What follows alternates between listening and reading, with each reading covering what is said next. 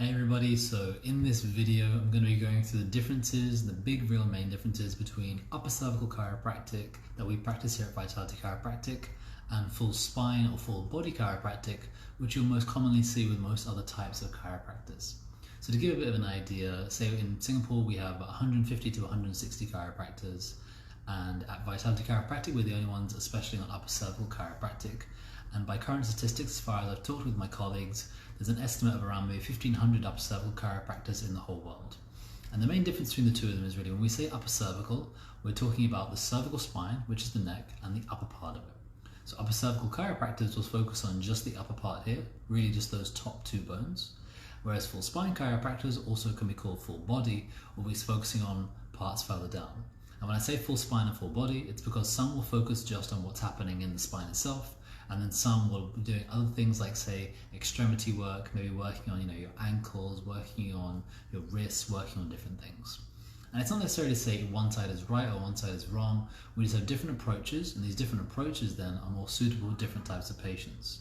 For example, when someone is working full body chiropractic, especially if they're doing things which do include those extremity joints as I mentioned, they're doing things which to some extent are similar to what, say, a physiotherapist would do.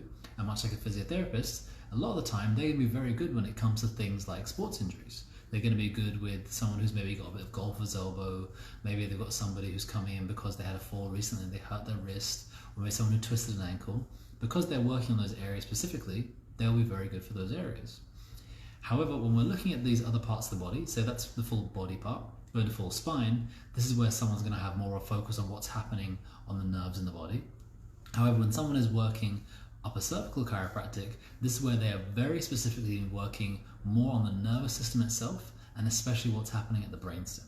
The reason that we specialize in these top two bones, as you can see them here on my model, that would be these top two up here, so one is just tucked underneath there, and then one here, is that sitting in there where my finger is running down the middle, just in those top parts, and then going up into the skull itself, we have the brainstem. And the brainstem is the control center for your body. It's like the fuse box of your body. Say I'm in a building right now and we have a fuse box, of course. If the fuse box gets damaged, the lights, the TV, the laptop, everything can turn off. And the same thing can happen potentially for the body. The brainstem is a regulator that's going to be controlling all the aspects of your breathing, your digestion, your heart rate, your balance centers, your immune response, and the cranial nerves, which send all the information around the head, the face, the neck, the shoulders, down the neck, the rest of the lower neck, and to the arms and the fingers. So if something gets affected at this level, it can start to have an effect on those widespread areas. And one of the reasons that we feel it's very important as upper cervical chiropractors as well is because the upper cervical area is a foundation for the rest of the spine.